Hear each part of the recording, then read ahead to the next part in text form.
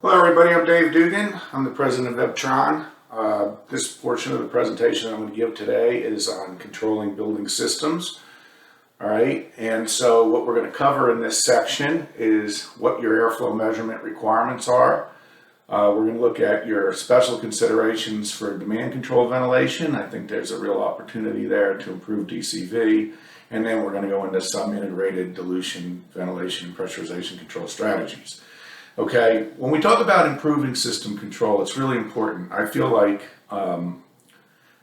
too many buildings really aren't functioning as well as they should. And I work with a lot of test and balance people, and we kind of all agree on this. We really got to get a better handle on measurement and control of these buildings. And I'm just going to break down the basics here that we like to talk about. And it's controlling outdoor airflow rates. There's a lot of reasons to do that. One is to maintain and demonstrate code required ventilation is maintained. And some people think, well, we just can do that once and just set it up and forget it. But really, it's not true.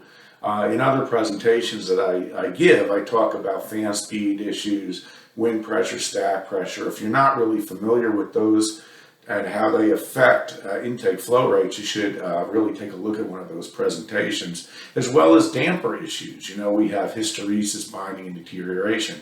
And in reality, uncontrolled outside air intakes truly will vary 50% or more of the desired set point. And that's just not acceptable. It causes temperature control problems, humidity control problems, IQ problems, pressurization problems, energy waste. It just goes on and on and on. Okay.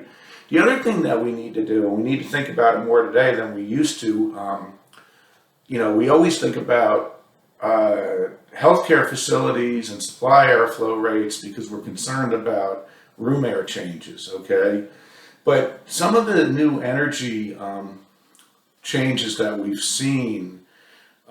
And requirements for like standard 241, for IRMM mode really talks about, equivalent ventilation. So clean air equivalent ventilation.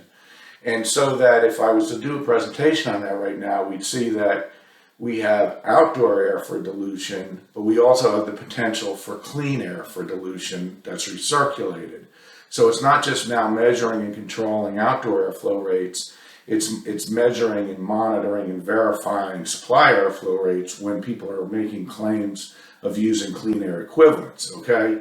And then the other thing that's really important is controlling building pressurization flow. And, it just depends on why. Again, in healthcare labs, we kind of really understand this. In occupied spaces, office buildings, schools, universities, we don't always pay as much attention as we should. We need to be able to maintain compartmentalized building pressure. The only way we're really going to pull that off is by controlling airflow rates. And depending on where you are in the country, if you're in a climate with a lot of moisture, you really have to do this, or you're going to have mold and fungal growth problems. But it's not just that. Even in dry climates, you're bringing in untreated outdoor air before it ever crosses a filter. So there's things that you have to think about here. All right, I'm going to go through this relatively quick. Okay, so you might have to go back and take a look at some of these slides again, or take a look at this again. But basically, when we're doing flow measurement for control of both dilution, ventilation, and pressurization, so it's kind of like an all air control strategy, which is what we like. We either have systems that are supply relief or DOAS that don't have a recirculating path, or we have air handling units that have a recirculating path. So on the left side of the screen, that's your supply relief and DOAS systems. So we're going to measure the total outdoor air and the total relief. And hopefully we're measuring these in good locations, because this differential is really difficult to do properly. So you have to have good measurement locations. The beauty of some of these DOAS and some of these systems here when you're doing this is that you are dealing with filtered outdoor air, so don't go before the filters if you can avoid it. The other side is a little more complicated, and there's a lot more choices, the right side of the screen, which is recirculating units. So recirculating units, we're going to have to do a combination of supply and return flow measurement as well as at least minimum ventilation or minimum outdoor air, okay? So, those are going to be the measurement points that we're going to have, all right? Now, what is difficult to try to figure out, what people have problems with, is, we talk about differential flow control for pressurization. And so the question is, how much air do I need? What do I need? And so, basically the pressurization flow is basically going to be the difference between your mechanical ins and your mechanical outs. All right, you need some pressurization flow if you want to maintain, say, a slightly positive building. So what is it? Well, you can estimate it, okay? And different people have different numbers here. I mean, my numbers, depending on the leakiness of the building, have always been between 0.02 and 0.05 CFM per square foot of floor area. But it's really a rule of thumb that we use, and it's far from exact, okay? The tighter the building, the smaller the number, all right? But that's kind of the range of what you got to be thinking about. Some people think it's higher. The higher it is, the leakier your building is. The lower it is, the tighter your building is. The lower it is, the harder it is actually to control. Okay, you could use computer models. Some folks will do computer models and estimate leakage that way. There is a test that we had done. It's kind of like an envelope leakage test, but we've actually done it with the air handling unit and our equipment. Okay, and so that we actually measure pressures. And then basically look at, the differential and extrapolate. We do it at kind of a higher pressure, not enough to damage the building, but a higher pressure than we would operate, and then kind of extrapolate it down to what our operating pressure is. And I've done that on our own building, and it's actually worked out pretty well. But, basically whatever it is, the bottom line is your set point is equal to whatever this pressurization flow you figure out, calculate, and any local exhaust you have. So that's procedure one, okay? That's option one. Option two would be field measure it. There's, again, the balancing professionals are going to have their ways. I'm, again, doing things that I would do. We open all interior doors of the pressure zone. We basically keep our, we look at how we want to set up our exhaust fans. We install temporary pressure sensors or permanent pressure sensors across the exterior surfaces, and then we adjust the differential till we get the pressure that we want. Okay, that's another way that we can do it. Okay, any rate, there are two different techniques you can use. Now, when it comes to the outdoor air set point, because you have to have both, right? We're going to have the differential set point and outside air set point. So, if you're doing it, if you're not doing DCV, okay, you're not doing demand control ventilation, you're going to be doing it based on design occupancy. So it's a fixed set point, right? You're going to be doing that. You should be doing that on low occupant density spaces that don't have, for sure.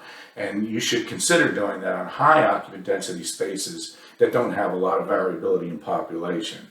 And so you're looking at your code really to determine what the required outdoor air is. And, you look at what you need for pressurization. Okay. A lot of times people ignore the two. All right. You choose the greater. I mean, there are cases where, your pressurization requirement exceeds your outside air requirement. Okay. It can happen, but you choose the greater. And, that's your outside air set point. It's pretty straightforward. DCV is far from straightforward, and it's getting more and more complicated. And honestly, I feel like a lot of people don't really understand it and don't really understand how to make this work right. So, we're going to take a look at the code required ventilation for the maximum population. And we're going to look at the pressurization again.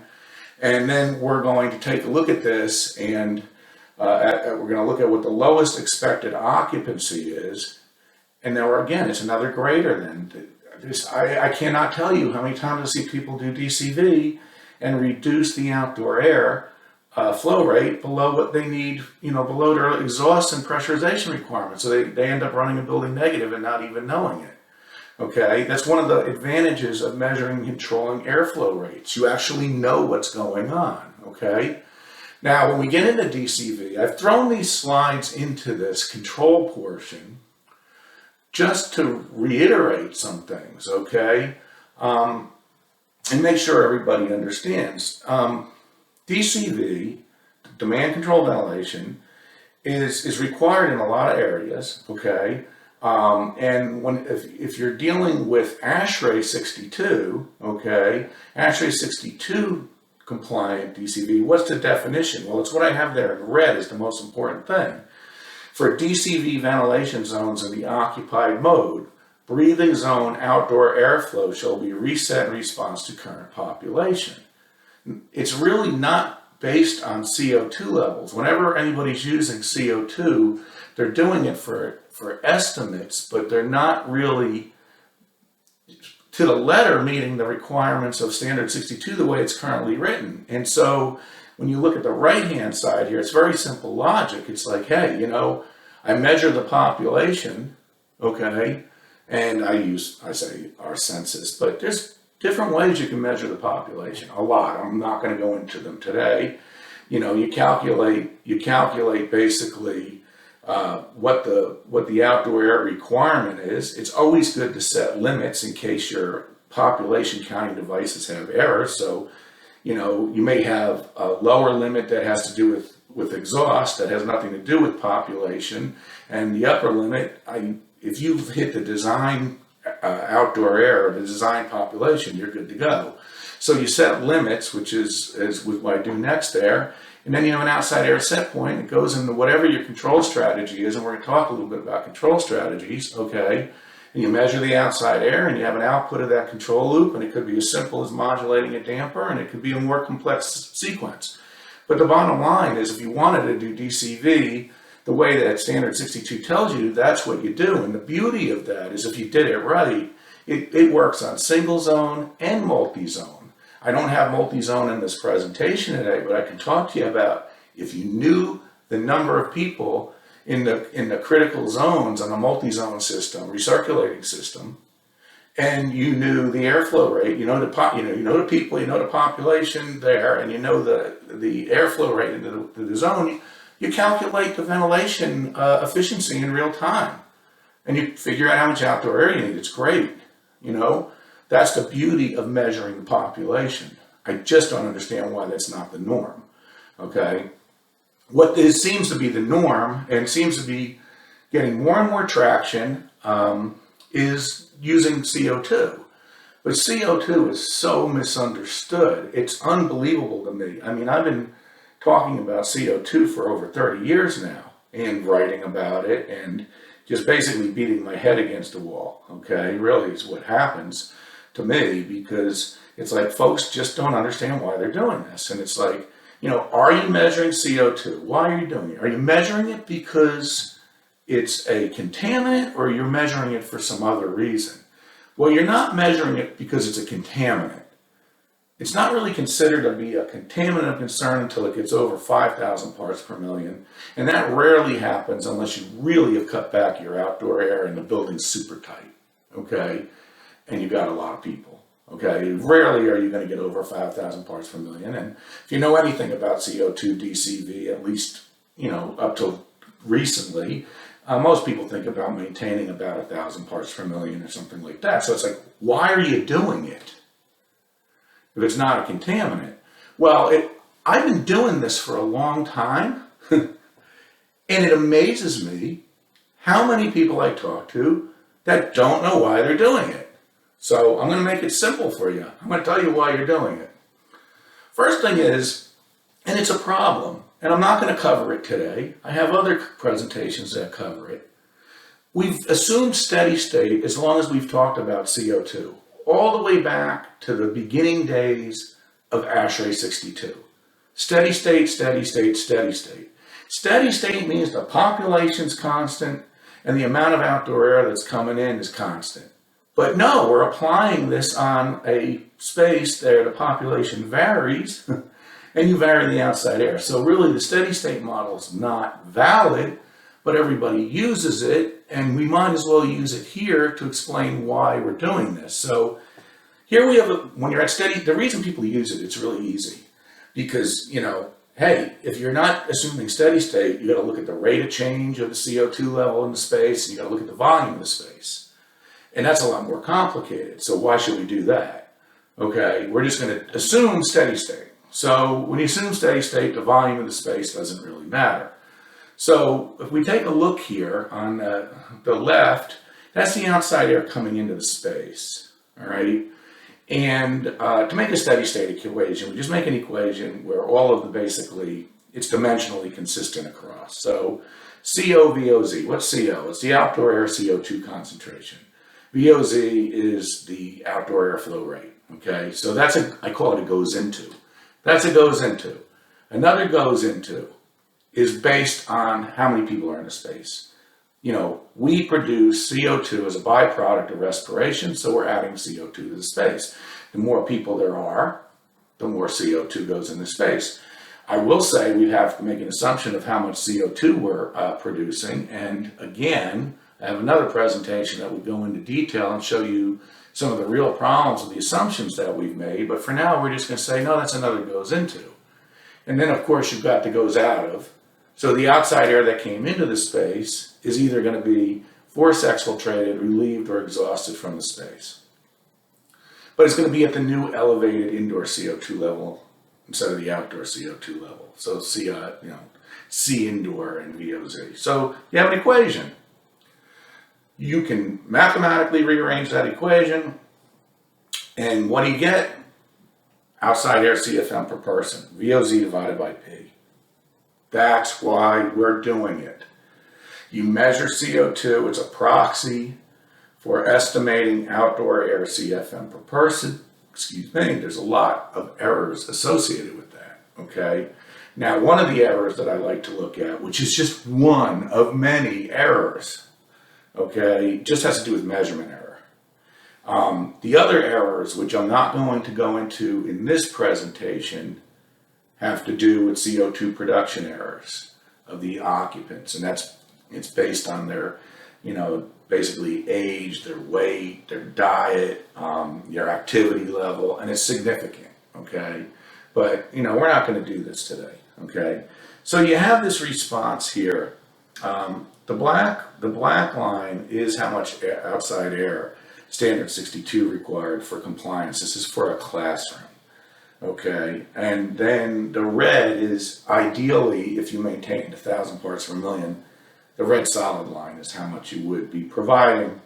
And all I'm doing here is putting 100 part per million uncertainty on the CO2 measurement in the space and 50 part per million uncertainty outdoors, and you get all this surrounding scatter.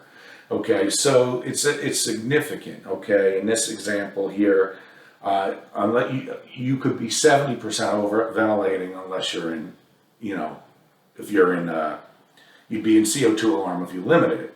And what people do is they do try to limit it, okay? They try to limit it with basically fixed dampers, okay? But when we talk about fixed dampers, which is not part of this presentation, but a reason why you need to actively control outdoor airflow rates, dampers, stack pressure, wind pressure, and if we have variable speed fans, and this is not just recirculating systems with the variable speed fans, it can be DOAS serving multiple ventilation zones, okay? You're going to have fluctuations of your outdoor air that easily exceed 50%, okay? And on the high end, you're wasting energy, but you're also creating potential thermal comfort issues, pressurization problems. On the low end, you're underventilating, IQ problems, pressurization problems. And this is why we have to get this under control. The way we're currently doing it, okay, it's not under control. And that's a problem, okay? So the way we're going to get it under control, I show you two strategies here. One is called deadband control, which people are using today, but they're on the left, they're using it with fixed dampers. So with fixed dampers, it's got all the problems we talk about with dampers and flow rates, okay, lots of variability, and it has no way to deal with variable speed fans, okay, whether it be, again, on the intake of a recirculating unit or at multiple ventilation zone, DOS delivery points, okay? So it goes between a min-min and a min-max. It's really what's going on there. The way that you improve this, okay, is you're actually controlling the airflow rate of the min-min and the min-max. You're not just relying on damper positions. It's almost the same logic. You're just adding one more step, which is to control the flows. It's much better. The one on the right is for people that want to do modulating control. Modulating control means I'm going to modulate the outside air to maintain my desired set point, okay? And so in that case, it's really a very similar strategy for those of you that get into controls that you do on a VAV box for temperature control, okay? So in this case, we're going to measure the CO2 level, compare it to our set point. It's going to go into a control loop or a just simple reset loop that outputs an airflow set point. It's going to compare it to the min and max. If it's under the min, it's going to set it to the min. If it's over the max, it's going to set it to max. In between, it's in between. And that set point goes into a outside air control loop where you measure the outside air, and then the output of that is either something as simple as modulating a damper or a more complex sequence, okay? So that would be a big significant improvement on today's traditional fixed set point, say 1,000 part per million CO2 DCV. What you may not be aware of is that there's a lot, because of the steady state problem and because of the CO2 production rate problems, the individuals, the variability, ASHRAE's trying to make an improvement to the way that many of you do CO2 DCV. I actually think it's not going to be an improvement, okay? Just because of some of the things that I've seen and when I look through it, the way they've calculated certain set points, there's still going to be a lag problem, but I think there's going to be a real big problem in verifying that this is actually working. But basically what 62 is doing, it's this addendum AB, it was just released. It basically says that you're going to do a reset of the outside airflow rate based on the CO2 level, starting at the ambient or outdoor CO2 level up to what you expect the maximum design CO2 level to be. And it sounds good, and a lot of people, I think, buy into it that were involved with this, bought into it because they're like, yeah, this sounds good, this is better than what we're doing. But there's a lot of problems with this, okay? I'm going to show you the way that I would do it, all right, which is probably not the way they're going to tell you to do it because, but that's okay, all right? I mean, basically all it's saying, it's a linear reset of the outdoor airflow rate to the CO2 level. So, I've just looked at this space, I've calculated out at ambient or 400 parts per million, assuming that was the outdoor CO2 level, what the outdoor air set point would be, and I go up to the maximum design population and look at what the CO2 level would be. It's the same classroom example I've been using, okay? And basically, if I were to implement AB, which I think this is a good way to implement AB because it doesn't have to deal with damper problems, damper linearity, handles fan speed changes pretty well. It's not that complicated, okay? You measure the CO2 level. I got two boxes to do this calculation, but you're gonna based on the CO2, it's just an equation of a line, okay? You're gonna measure the CO2 level and calculate what the outside air set point should be. You're gonna compare it to limits. The minimum might not be the ambient. The problem with the way it's written, and you kind of have to read between the lines, is like in this case, well, the ambient is like 120 CFM, okay, of outdoor air. Well, what if you had 200, 300 CFM of local exhaust? That should be your min. Okay, so you're going to do this by putting an airflow measurement and doing this kind of strategy here to set limits. And of course, you don't want to go above the max. And the way the standard is written is you don't have to go above the max. If you can demonstrate that you have the maximum design outdoor airflow, you can be in CO2 alignment, alarm, and comply with the standard. So I kind of like this method. What it does is, if you look at the graph on the right, this AB method has a tendency to overventilate a little bit at the mid populations. I think that's okay. The problem with it is the CO2 levels are variable. There's going to be no way for anybody to know without counting the number of people if the system's really working or not. Your CO2 set point can be anywhere in this case between 400 parts per million and almost 1,200 parts per million. And there's no way that you're going to know that it's right. I mean, that's crazy to me. Okay, I think it's terrible, actually. So that's why if you look at my comments there, say, hey, the calculated zone ventilation rate most likely will not correspond to the actual ventilation rate because CO2 ventilation codependence on uncertainties. That's a really huge problem. I think you're going to find that folks are going to try to do this just by simple proportional reset of dampers. That's not going to work. It's really not going to work on variable speed systems, okay? And then, like I said, there's no way to verify it. But if you run that logic that I showed you on the previous slide, it's, I think, the best way you're going to be able to do it.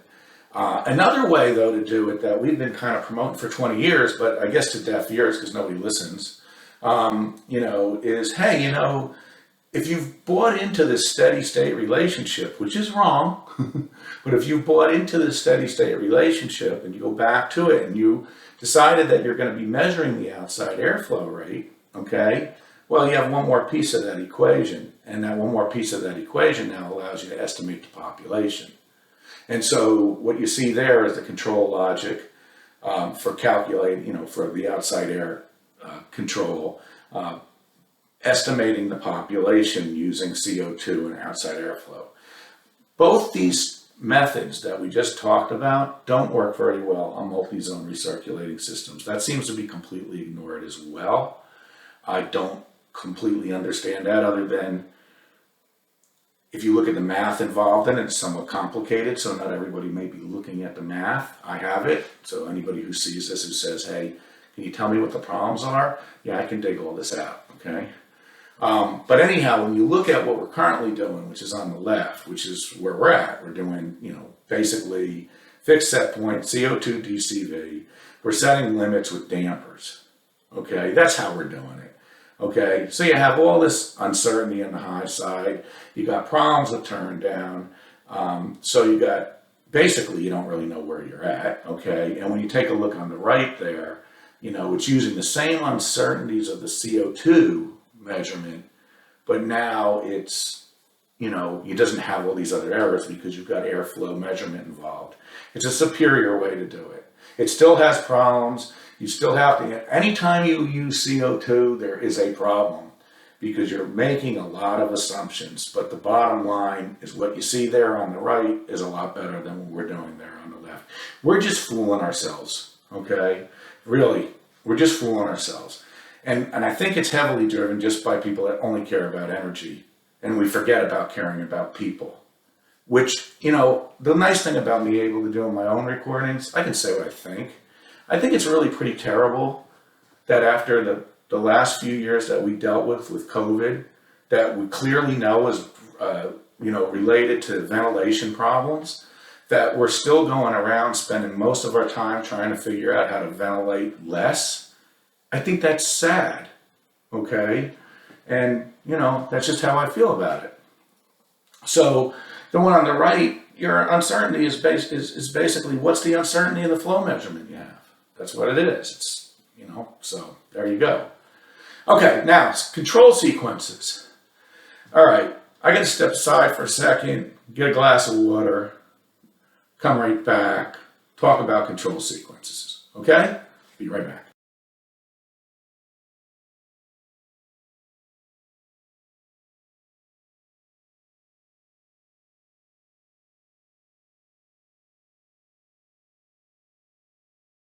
All right, now we're going to talk about control sequences, and we're just going to talk about the airflow portion of it. We're going to do recirculating and DOAS with or without DCV, okay? So basically, the most complicated systems are recirculating systems, particularly supply return fan recirculating systems, because you have a lot of choices and you have a lot of issues. So what I want to look at here is, where do you want to measure, okay? And when you take a look at this, it's basically, we want to measure supply flow, return flow, and at least minimum outdoor airflow rates.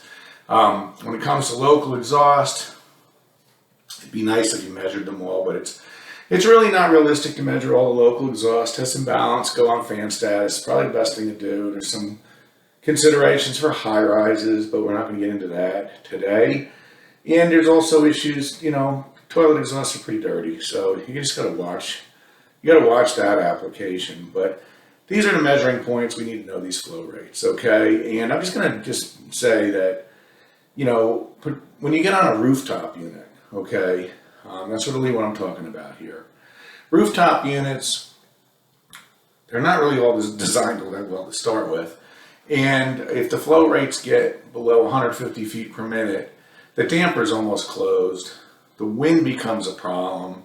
It'll false out any airflow measurement device you put in there. You won't get to real readings. So we say, if you go below 150 feet per minute, and you have the ability to go min-max, then do it. And we're talking about where the flow meter is. I like to pick air handlers where the dampers are sized smaller than the intake opening, and that's where I want to put the flow meter because the losses are a little bit higher. I mean, it's not a limitation of us. We can measure down to still air. It's an application thing, okay? You just don't want to get these false readings, okay? Now, well, when people do these supply return fan systems, a lot of times they don't think this all the way through. If you have a supply return fan system that's not relieving air, okay, and you have this, supply and return flow meter that you're probably using to control the return fan for differential flow control, and you're also simultaneously doing outdoor air by modulating, the intake and recirc dampers, you may or may not realize this, but just basic simple instrumentation error is going to make these conflicting loops, and the system's going to hunt, and it's not going to work. So you don't want to do that, okay?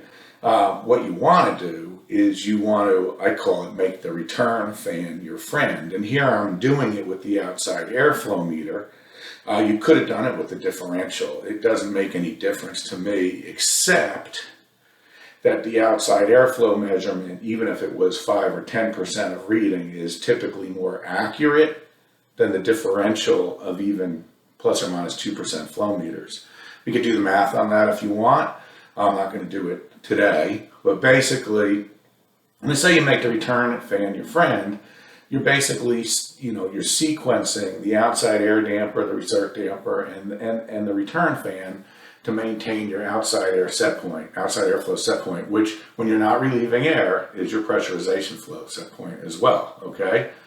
And so we like to use these diagrams. They're not unique to EBTRON. Just as a way to understand this strategy, particularly when you're sequencing things. A lot of times engineers will write control strategies in a text format that there isn't a programmer in the universe who can write. And so it's much better to use this type of a way to describe the sequence that you want to do. And so we're talking about, right here, we're talking about the outside air flow intake measurement control here. And if you go from left to right on the sequence, the green solid line is basically your outside air damper position between 0 and 100%. The blue dashed line is your return air fan speed, and the purplish dashed line is your recirculation air damper. So moving from left to right, you can see what the sequence looks like. What ends up happening here is we're going to have to find, and I'm going to tell you how, but we're going to in a minute. But we're gonna run a lot of this sequence with the outside air damper in a fixed position, and we like to do that because the outside air dampers are usually oversized and they're very difficult to control. And there's a lot of cases where we need to build up enough negative pressure to suck air in. Just modulating an outside air damper won't always result in getting the right flow, particularly with a supply return fan system. So this blue area, we kind of call this the startup. So why? Well, we're coming out of night setback, so the outside air damper is closed. It takes some time for that damper to get to this fixed minimum position. So we're going to lock our sequence in this purple area. We're just going to try to modulate the return air fan to maintain set point. Now, we like to start with the return air fan at its minimum speed when we're coming out of this night setback mode. Why is that? Well, it's not rocket science. It's basically, hey, return fans can be a problem and they can push air out an intake. So if you start with the return fan at its lowest speed, you're going to have your mixed air plenum pressure at its most negative. So you're going to, when you open that damper, you're going to bring outdoor air in, and that's what you want to do. And then basically, once you do that, you're modulating that return air fan to try and make set point in this blue region while your damper is getting to its minimum position. And basically, one of three things is going to happen. You're either going to hit set point somewhere in that blue area, or you're going to have too much outdoor air, it's not going to be common if you set this thing up right that would happen, but it's possible that you have some crazy wind or stack pressure situation that's going to create more outdoor air than set point. If that were happening, the only thing you could do is modulate, close the outside air damper. And of course, you would never get all the way to this point that I'm at now because you wouldn't be bringing any outdoor air in. But that's the one extreme, and the other extreme, which is a little more likely on a VAV system that's turned down, is that you have the return fan at its minimum speed, okay, but you need more outdoor air. So this sequence will open that outdoor air damper first, and then if you still needed more outdoor air, it could happen. It most likely would happen if you have a min-max arrangement where the min is a little undersized. Then you would basically close the recirc damper. And I just put this little kind of red thing in here that obviously if you close that damper, if you look at this sequence, you'd blow the air handler up, okay? So you don't want to be there, and one of the things that I don't talk about is, where you should put alarms and shutoffs and things like that. I just showed a whole sequence, okay?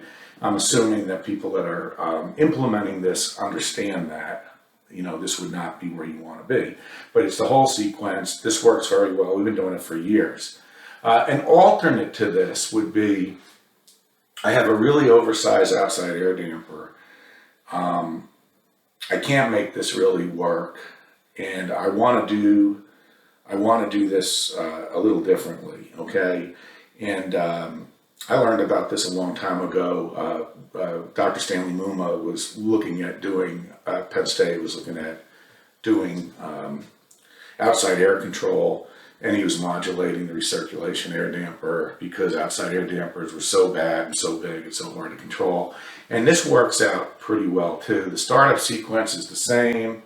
There really is nothing any different here, okay? The difference is if I need more outdoor air and the return fan is at its minimum speed, then I'm going to shut back the recirculation air damper to some point.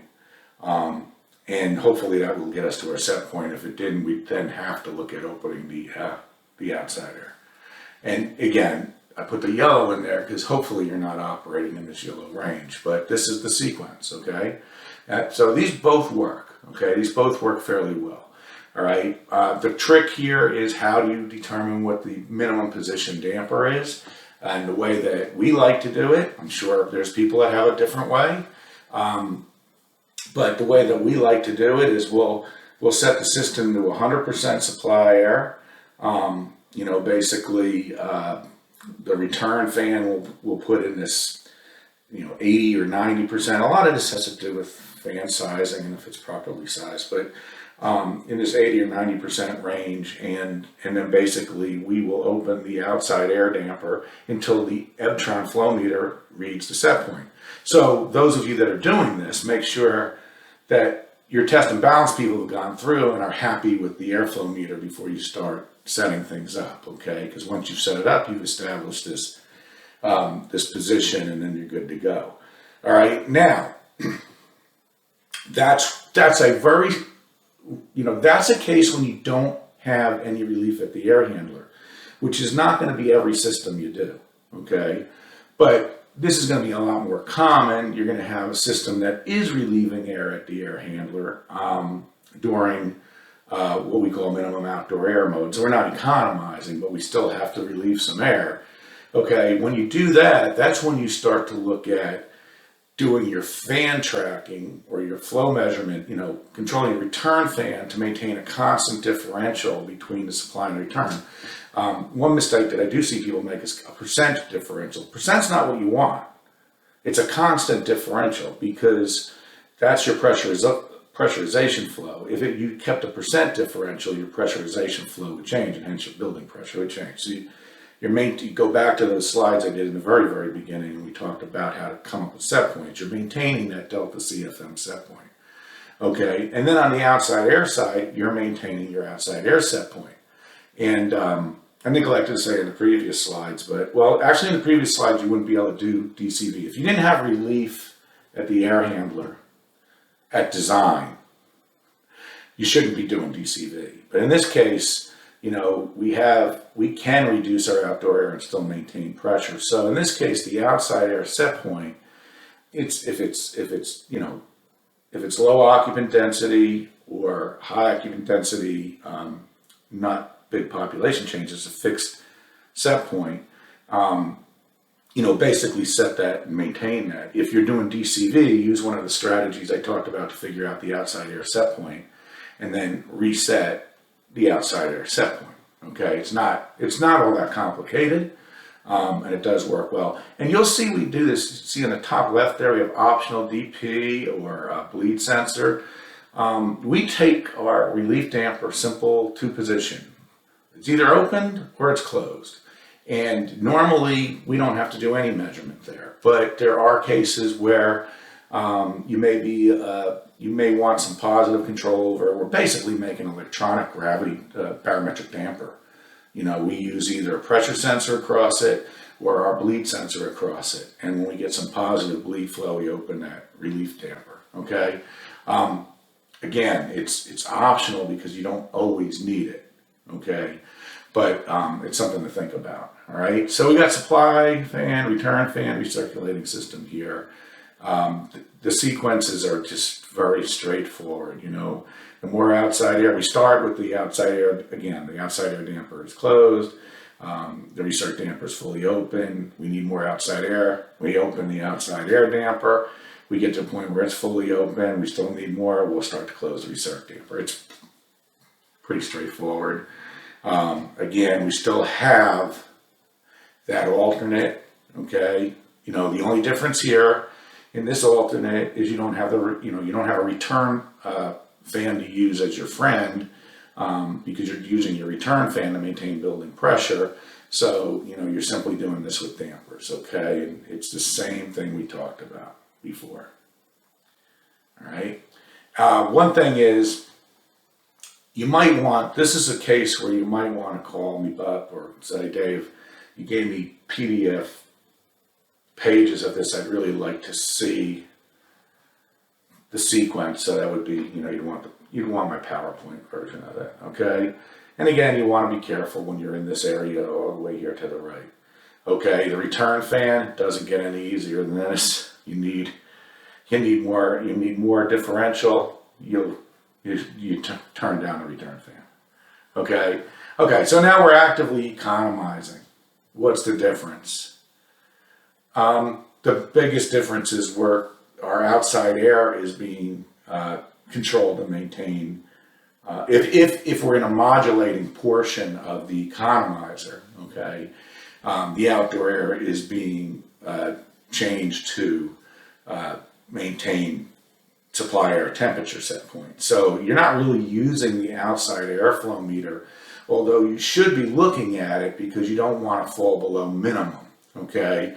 And that's what I'm kind of going to say here when you see the different colors come up. So this is basically your supply return fan, return fan, recirculating system. You know, what are we doing here for these for the economizer? And basically I'm going to go right to left this time. Here you're starting, you're basically in minimum outdoor air mode to the right of that vertical line on the right side. You're doing your control strategy for minimum outdoor air. And then as we start to, you know, basically we're in 100% economizer. You know, what you're doing is you're using a cooling coil and you're conditioning that air to get to the supply air temperature set point. Now you get to a point where you know, the outdoor air temperature, you know, really has gotten to the point where you need to reduce the outside air. So it's this economizing mode where we're basically looking at free cooling 100%, and we're going to modulate down here, okay? And we're going to eventually, as it gets colder and colder, cut the outside air back. And honestly, somewhere in here you have to be concerned if you've gone below the minimum, that you shift back into minimum outside air mode. And that's why I say hot economizing or minimum outdoor air mode, all right? Because it could be either, all right? So basically, supply return fan system there, okay? When you have a min-max damper, what you want to be thinking about is, you know, how do you handle the min and max damper? I mean, do you handle it as a single damper when you're doing this? Do you close the min first? Do you close the max first? I think it's very obvious that you close the max first. Okay, so I'm going to go the same way. We're over here. We come down. We were in this economizing with cooling, and now we're in free cooling mode. We're doing the same thing with the recirc air damper. You know, meaning that our outside air dampers are fully open. And now it's like, okay, what do we do now? Well, the first thing we're going to do is modulate, close the max outdoor air damper, and then finally we're going to close the min damper. And you want to be, usually I say to people, and I get some folks get mad at me, but again, they use our stuff for min and max, and that's fine. If you use it for min and max and it works for you, I'm happy with that. But I've seen cases where min and max measurements don't always work well because the max flow can get so low that any little gusts and winds are a problem, okay? So I say you just put a flow meter in the minimum path. If you want to put one in the maximum path and you have a different way of doing it, be my guest. Just remember that if you're in the max path and you're splitting the dampers this way, okay, which you may not be. Maybe you're saying, no, I modulate them both together, and maybe that works out for you. You know, that you're going to get to some pretty low flows where just a little bit of wind could be a problem, okay? So anyhow, you just have to make sure that when you're in this yellow range, you're looking and see that you don't fall below the minimum, because if you do fall below the minimum, you got to shift back to minimum outside air mode, okay? All right, and if you're in this area doing the sequencing the way I want, it's more, I don't know that you always really know the outside airflow rate. That's all that's about there, okay? The supply fan, return fan sequence for the fan, it's pretty much the same, no different. I need more of a differential, I reduce the return fan, okay? When you get to a relief fan system, you know, this is a kind of, you know, this is one of these presentations that's kind of hard to listen to and hard to give, okay? Because it's just boom, boom, boom, boom, boom. I will tell you why I picked now to tell you that we are working on, you know, technical bulletins to kind of put this in print, okay? So it's a little easier to digest. But, right now this is what I've got. It's a presentation, so, and I'm moving pretty quick, all right? So when I have a relief fan, I don't do a whole lot different, okay? The measurement requirements are exactly the same, okay? Supply, return, and outside air, at least minimum outside air. And I need to know something about the toilet exhaust, okay? If I don't have any relief at the air handler, well, I don't have a return fan to be my friend, but then I also don't have a return fan to be my enemy. So I'm just going to be modulating the outside air and recirculation air dampers to maintain my set point.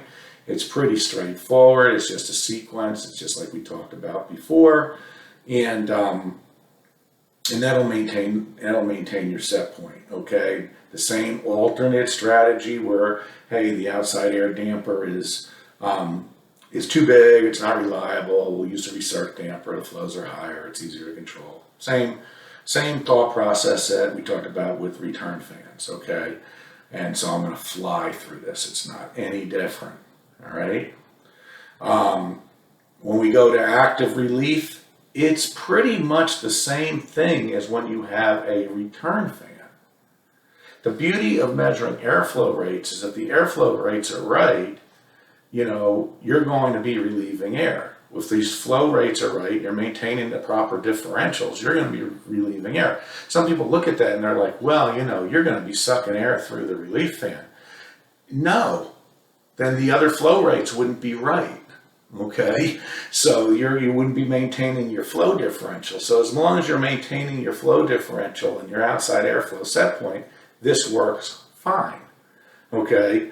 And the sequence is simple. It's the same old sequence we've been talking about for increasing outside air. There's no return fan, so it's not part of the sequence. The setup is a lot easier. I do like supply return fan systems though, okay? And the alternate, guess what? A lot of repetition here. It's the same, okay? So that's the good part. You find that there's really not a lot of differences, in these different methods, but these are the measuring points that you really want to use, okay? And nothing's any different here for controlling the relief fan, okay? As when we're going into an economizer,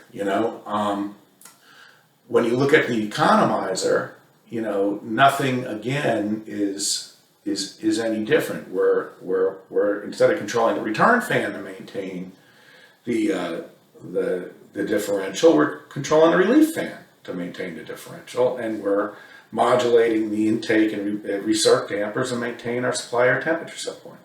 So nothing again any different. I'm just going to fly through these slides. It's the same slides we already looked at for when we had a return fan, okay? No different. All right. So that helps me speed this up a little. No difference on the fan control, okay? Now, I'm not going to do the sequence drawings for this. Because it's pretty easy, all right? When you have a separate relief fan, you're not relieving at the air handler, all right, which is pretty common in a lot of areas. You're basically, you're bringing in the outside air you need, and you're make sure it's above what you're relieving, and then you maintain your delta CFM to maintain pressure. And the thing that I want to caution everybody on here is when you do the math and look at how accurate the flow measurement needs to be to do differential flow control, you find you need very accurate flow measurement, okay? And so that means that you have to pay more attention to where you're measuring the outside air and where you're measuring the relief air. When you're doing minimum outside air for dilution ventilation, for air quality, I think 5 to 10% of the actual flow is a good reading. But when you're doing it for pressurization and differential tracking, it's not. It's 5 to 10% is not good enough. And again, I can show you that. I have plenty of material to demonstrate that. But you have to get to some, you got to be in that 2 to 3% range, and sometimes even more accurate. It depends on how much how much outdoor air you're bringing in and what your pressurization requirements are. But you have to have accurate measurement. The same thing's true on a relief fan. I mean, if it's a ducted relief, that's great. But if it's just a relief fan hanging in the ceiling, it's going to be really hard to get a good measurement here. So you just have to pay attention to it. This here we see a lot of times. Maybe there's no economizer, or maybe there was a water side economizer, or maybe it's not really serving air handlers, but it's VRF serving fan coils. The bottom line is we have to bring outside air into these spaces. Doesn't matter, the system's different, but we still have to bring it in.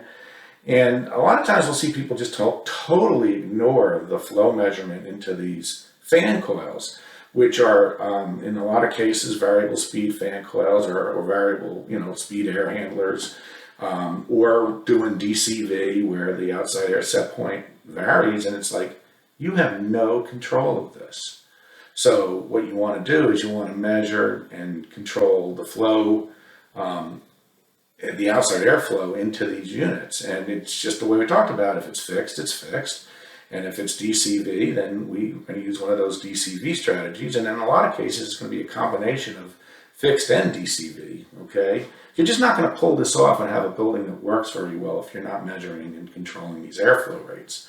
So the good news is it's pretty straightforward. You're modulating a damper. There's no complicated sequence here, all right? But basically, that's what we want to see people do. And honestly, there's a lot of buildings out there that are not doing that. And then, or there's people that say, well, I'm going to use my, VAV box kind of flow meter. Well, I wouldn't do that, okay? Particularly if you're doing DCV and you got a lot of turn down, because you're not going to get good measurement, okay? So we have products for this. You should look at it, okay? And I probably upset people here when I say this is my least favorite, but the one thing I hate is when I see air handlers serving 10 floors above or 10 floors below. One central station, bunch of air handlers serving multiple floors. It's a control nightmare, okay? It's got stack effect problems, stack pressure problems on the floors. To me, they're very complicated. And what we tell folks all the time here, it's like, look, you got to get your outside air under control. No question about that. But you also have to get your floor pressure under control. And, that means you need to look at differential flow control on the floor level. You might reset it to static pressure to handle seasonal changes in stack effect. You do not want to ever sum the VAV boxes to get the total supply. You really want to measure the supply flow there. The return flow, often depending on how the building's designed, there's no place to measure. If we get in early, we at least ask people to do some kind of stub ducting system. That works out pretty well. You use our Air IQ1 on those. It's a damper flow meter, just a stub duct for the return off the floor. And you maintain a differential, okay? If you don't do that, think about what you're doing. I mean, if you're not doing any control of the return flow, you've got, in a lot of cases, 20 floors of stack pressure that is completely uncontrolled. It's a big hole in the building, okay? So, just things to think about. I do this one with a relief fan. It's pretty much not really any different, okay? Now we get into DOAS, okay? And DOAS, particularly with energy recovery, okay? Single zone, you want to measure the flow into and out of the zone. And it may not be, you may be providing plenty of outdoor air. And you may not be that concerned about that. But what you do need to be concerned about is maintaining the differential. And it's like, well, no, I just run it. Well, what happens as filters load? What happens as wind pressure changes? What if there is a stack pressure effect? How are you handling it? What if it is DCV? How are you doing this tracking? And so, the right way to do it is you do differential flow tracking, okay? And I've seen people do it on multi-zone. I don't like it because it's multi-zone. It's like the individual zones that they're changing. This isn't going to work out very well. But certainly on single zone DOAS, this is what you want to do. When you get into multiple ventilation zones, a much better way to do it would be to, basically do the same kind of tracking, but also do something at the zone level, okay? And a lot of times I'm looking here, you're doing DCV. DCV really needs this to happen, okay? DCV really needs there to be continuous tracking, because as one ventilation zone changes, the other ventilation zone will change as well, unless you're controlling the flow rates. Okay, so this is one way to do it. And notice here, it's the same thing if you're using good flow measurement. I am not against you summing individual EBTRONs to get the total supply. So it's similar to the previous slide. It just depends on how you want to do it. Sometimes people want to get the flow meters in the energy recovery unit and then just ship that way, and that was the previous slide. This way is now I'm doing it out in the field and I don't really need that extra flow meter. When you get into really humid climates, deep south, particularly when you're doing DCV, if you're not I know this sounds excessive, but this is true. If you're not tracking the flows into and out of each ventilation zone on DCV in the south, then you're going to have pressurization problems. And you might bring in plenty of outdoor air, but you're going to have moisture problems. And I've seen firsthand buildings that have plenty of outdoor air, schools in particular, plenty of outdoor air, where the walls are soaking wet. And this is why. They're not controlling the flows. Okay, so you need to really get that under control. Okay, I think that was pretty fast, but it should give you an idea of what we can do and what we know and how we can help you. So if you want to go more into this, we're available to help. Okay, all right. See you later.